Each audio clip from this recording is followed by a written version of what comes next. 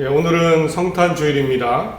동시에 송년주일입니다. 2022년의 마지막 주일입니다. 누가복음 2장 언제나 사랑의 하나님, 사랑의 하나님을 기억합시다 라는 제목으로 함께 말씀을 나눕니다. 오늘 누가복음 2장은 예수님의 탄생에 대한 이야기입니다. 너무나 잘 알려져 있는 이야기죠. 사실 한 생명, 한 아기의 탄생이라는 관점에서 보면 사실 예수님의 탄생은 좀 특이하기는 해도 다른 출생과 별로 다르지 않습니다. 일반적인 출생입니다. 당연합니다. 예수님이 한 인간, 온전한 인간으로 오셨죠. 그러니 당연히 다른 아기들, 다른 사람의 출생과 똑같이 태어나신 겁니다.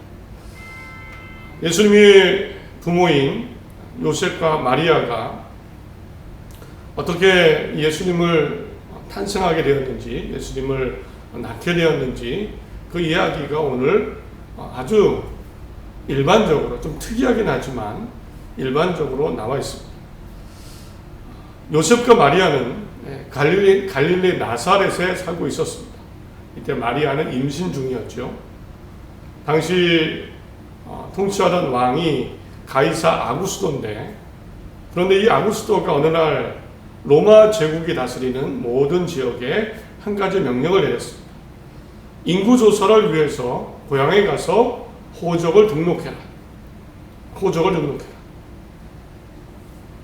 이 명령이 왕의 명령이니까 부모인 요셉과 마리아도 갈릴리 나사렛에서 떠나서 본적지 고향인 베들레헴으로 출발을 합니다. 직선 거리로는 170km, 그런데 이리저리 둘러가야 되니까 230km 정도가 걸린다고 합니다. 성인이 최소 10일, 그런데 마리아는 만삭이었죠. 그러니까 더 오랜 시간, 10일 이상 걸려서 베들레헴에 도착을 하게 됩니다. 그런데 도착했을 때 출산이 임박했습니다. 여관을 다 찾았지만 방이 없었습니다. 결국 임시 방편으로 마구간에 들어가서 지내게 되고 거기에서 출산을 하게 됩니다. 아기 예수님이 나셨는데 포대기에 싸서 그래도 안전한 말구유에 누이게 됩니다. 여기까지 보면 완전한 인간으로 오신 예수님 탄생, 평범한 이야기입니다. 출생 이야기입니다. 그런데 하나님은 이 평범한 출생 이야기 속에, 출생의 사건 속에 아주 특별함을 심어 놓으셨습니다. 이 예수님의 탄생을 아주 특별하게 만들어 놓으셨습니다. 오늘 성경을 보니까. 오늘 누가복음 2장 8절부터 14절입니다. 바로 목자들을 통해서입니다. 이 목자들이 어떻게 알고 예수님의 탄생을 확인하고 축하하기 위해 마구간에 찾아온 겁니다. 아무에게도 이야기한 적이 없고 알 수도 없는데 목자들이 예수님의 탄생을 알고 와서 확인하고 이야기를 해줘요. 도대체 이 목자들에게 무슨 일이 있었는지 사연은 이랬습니다. 예수님이 탄생하던 그 순간 이 목자들은 그 부근 들판에서 밤새 양을 지키고 있었습니다. 그런데 천사가 갑자기 나타났습니다. 강한 빛이 비춥니다. 목자들은 강한 빛이 밤에 비추니까 당연히 두려워합니다. 이때 천사가 처음으로 입을 열어 얘기합니다. 10절에 천사가 이르되 무서워 말라. 보라, 내가 온 백성에게 미칠 큰 기쁨의 좋은 소식을 너희에게 전하노라. 계속 천사가 말을 합니다. 11절 오늘 다윗의 동네에 너희를 위하여 구주가 나셨으니 곧 그리스도 주시니라. 11절의 의미가 중요합니다. 사실 이 천사의 말은요, 유대인이었던 목자들에게는 놀랍고 충격적인 내용입니다. 오늘 다윗의 동네에서 너희에게 구주가 나셨으니 그는 곧 그리스도 주님이시다. 다윗의 동네는 다윗의 고향인 베들레헴을 의미합니다. 베들레헴에 너희에게 구주가 나셨으니 그는 곧 그리스도 주님이시다. 너희를 위하여. 유대인인 목자들이 놀라고 충격에 빠진 이유는 이렇습니다. 구주라는 말은 큰 어려움과 환난, 고통스러운 일에서 큰 도움을 주시는 구세주, 구원자를 의미합니다. 너희를 위해 구세주, 구원자가 나셨다. 그리스도라는 말은 기름 부음 받은 자를 의미합니다. 구약시대 왕처럼 히브리 말은 메시아. 그러니까 천사가 이 목자들에게 전해준 말은, 유대인 목자들에게 전해준 말은 하나님이 보내신 기름 부음 받은 메시아 구원자가 이 베들레헴에 너희를 위하여 나셨다. 이 말입니다. 짧은 문장이지만 목자들에게는 굉장히 놀라운 메시지입니다. 특별히 유대인인 목자들에게 더 놀라운 일일 수밖에 없는 것은 사실 모든 유대인들은 바로 구세주 메시아를 옛날부터 기다리고 있었습니다. 구약시대 이스라엘 민족이 포로로 잡혀가고 큰 고난과 어려움을 당했습니다. 그 이후로 생겨난 믿음이 있는데, 예언자를 통한 믿음이 있는데 하나님이 보내신 구세주 메시아가 오실 것이다.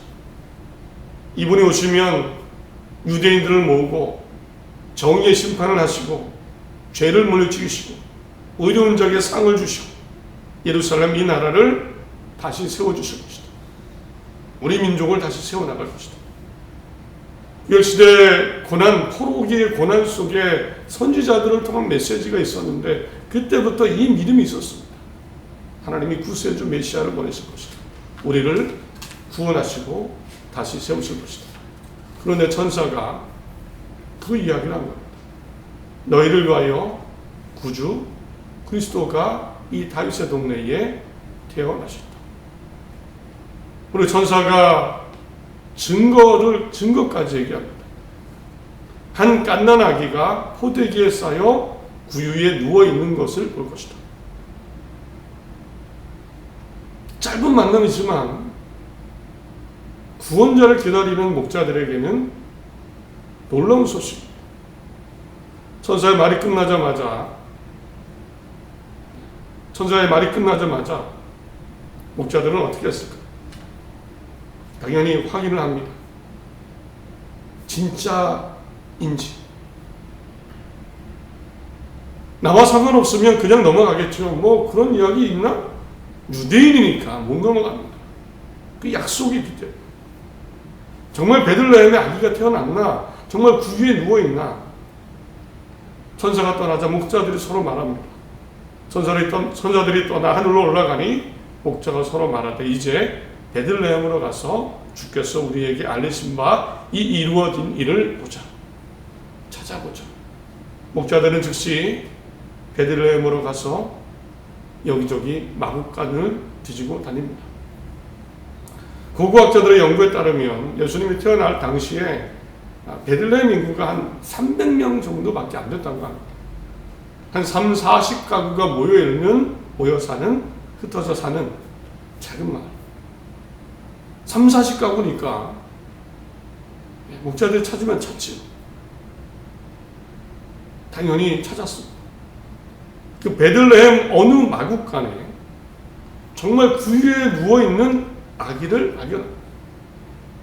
천사가 이야기한 구주, 구원자, 메시아, 그리스도. 목자들은 거기 모인 사람들에게 얘기합니다. 천사가에게 들은 말을 합니다. 그대로 이야기를 합니다. 갑자기 빛이 비추고 천사가 나타나서는 구주 메시아가 탄생했다고 하는데 여기 이 아기 말 위에 누워있다고 알려줬습니다. 사람들이 반응이 어떨까요? 오히려 사람들은 믿지 못합니다. 처음에 말씀드린 대로 그냥 예수님의 탄생은 평범한 한 인간으로 오신 탄생이셨기 때문에 목자들이 얘기해도 믿어지지 않습니다. 이게 무슨 얘기야? 그러나 마리아는 이전에 천사를 만나지 마리아는 목자들의 말을 마음 깊이 간직하고 새겨두고 생각을 합니다. 오늘 한 인간으로 오신 똑같은 우리 같은 인간으로 오신 예수님의 출생을 평범하게 볼 수밖에 없습니다. 그래야죠. 한 인간으로 오셨기 때문에 그 인간으로 오셔서 공평하게 우리 인간의 죄를 대신 담당하셔야 되기 때문에. 그러나 하나님은 목자들을 통해서 예수님의 탄생 이야기에 특별함을 넣어 놓으셨습니다. 이 목자들 계속 이야기하고 다녔겠죠. 천사가 나타나서 이분이 구세주라고 하셨어요. 우리 구세주를 만났습니다. 구세주가 태어나셨습니다. 사람들에게 전해졌을 겁니다. 그리고 누군가의 기억을 통해 성경책에 이렇게 기록이 되었습니다. 이제 한번 이런 생각을 해보시기 바랍니다. 왜 하나님은 굳이 목자들에게 그 밤에 이 소식을 전하셨을까? 왜 하나님은 천사를 보내셔서 구세주 구원자가 나타나셨다고 분명하게 말씀하셨습니다. 왜 굳이 온 백성에게 미칠 큰 기쁨의 좋은 소식이다라고 직접 밝히셨습니다. 없어도 되는 사건 같고 예수님이 오셨는데, 탄생하셨는데, 그런데 하나님은 이 일을 계획하시고 목자들을 통해 사람에게 전해지고 마리아가 기억을 하고 성경에 기록되고 우리가 알게 하셨습니다. 왜 그러셨을까? 하나님께 물어봐야 되죠. 여쭤봐야 되죠. 그러나 분명한 이유 한 가지가 있습니다. 분명한 것은 사람들이 잘 알도록. 인간인 사람들이 그랬죠. 목자들이 얘기해도 믿을 수가 없습니다. 이런 사건이 있어도 믿지는 못하는데 예수님은 어떻게 믿겠습니까? 그냥 놔두면 제대로 알지도 믿지도 못할 수 있습니다. 똑같은 인간으로서의 출생인데. 그러나 목자들을 통해서 하나님이 천사를 통해서 우리 사람들이 알기 쉽도록, 분명히 알도록 이 일을 계획하시고 이루신 겁니다. 예수님이 구세주시고 구원자고 내가 그리스도로 보냈다. 하나님은 사람들이 알도록, 보도록, 듣도록 분명하게 밝히신 겁니다. 사실 하나님이 사람들에게 역사하신 방법이 대부분 이런 방식이었습니다. 구약시대 이스라엘 민족에게 모세나 여호수아나 여러 선지자를 보내셔서 항상 말씀하셨죠. 직접적으로. 이렇게 하면 안 된다. 이렇게 하면 살게 될 것이다. 이렇게 하면 내가 장수할 것이다. 이렇게 하면 내가 죽을 것이다. 내가 망할 것이다. 늘 하나님은 말씀하셨습니다. 사람이 잘 알도록, 이해하도록. 오늘 예수님이 탄생하셨는데 구원자, 천사를 보내셔서 목자를 통해 이 증언을 하신 것도 그러한 방식이십니다. 사람들에게 분명히 선언하시고 알도록. 받아들이고 받아들이지 못, 이건 다른 문제고 사람들에게 분명하게 밝히시고 알게 하십니다. 이것을 위해 예수님의 그 평범한 출생, 인간으로서의 출생 가운데 특별함을 심어 놓으신 겁니다.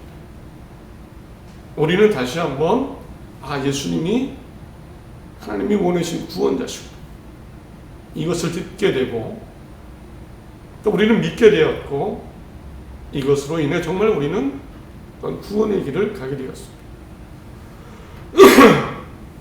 그래서 오늘 예수님의 탄생을 다시 생각하는 이 주일에 하나님이 만들어 놓으신 특별한 역사의 기록, 탄생의 기록을 다시 보면서 오늘 성탄절, 2022년 성탄절에는 한 가지를 꼭 기억했으면 합니다. 이것 한 가지.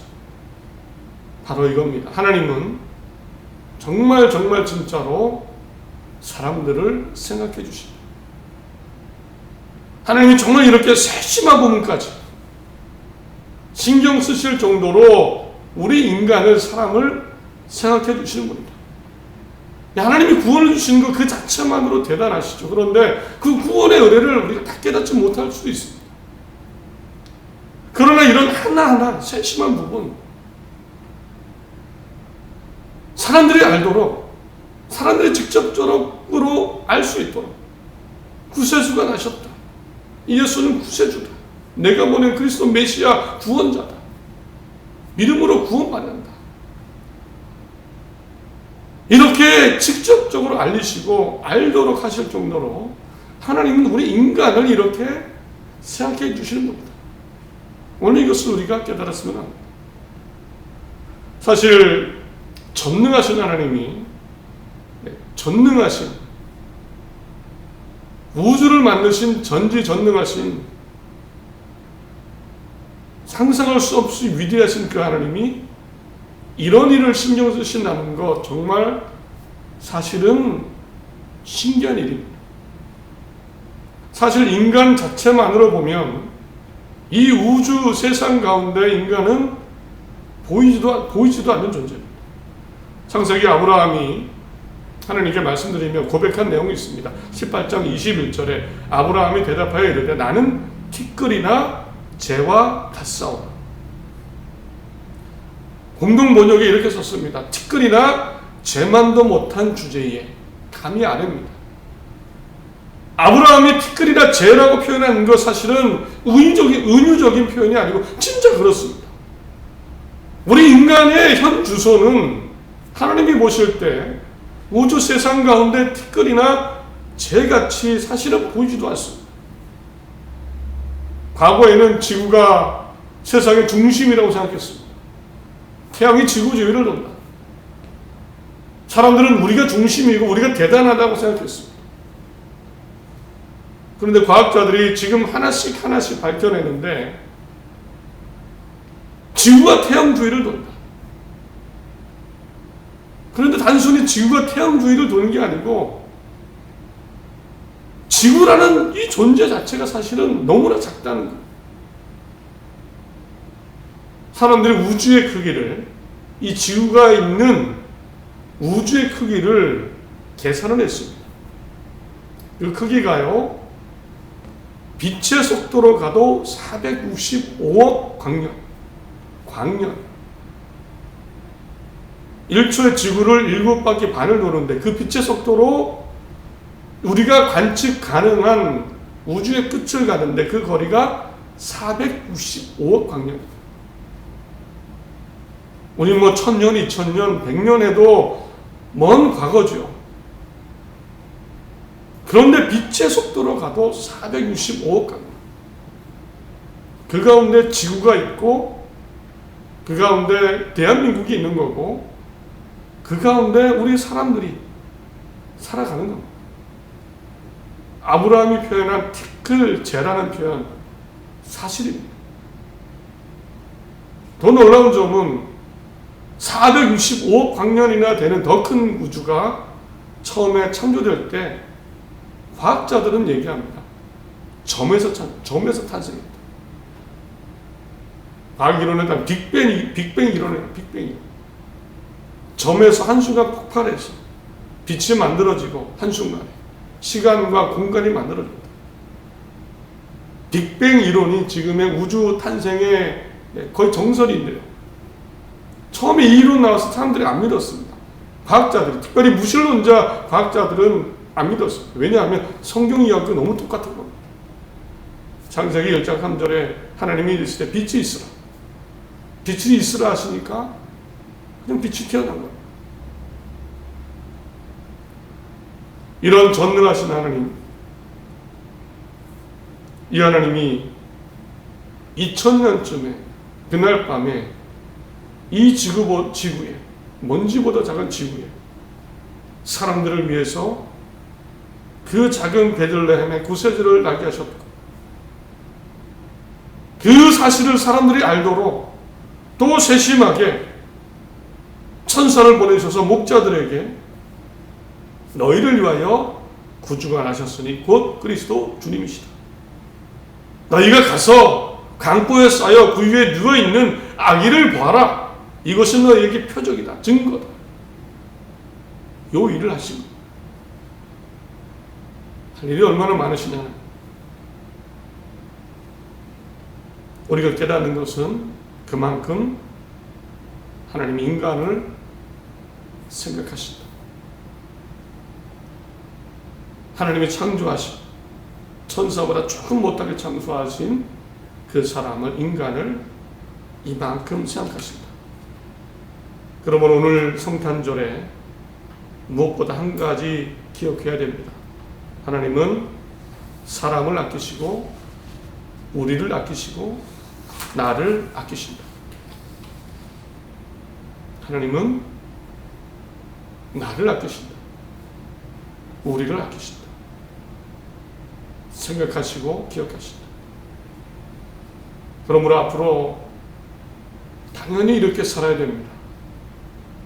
나를 아끼시는 하나님을 기억하며 그 하나님을 의지하며 힘내서 살 수 있습니다. 힘내서.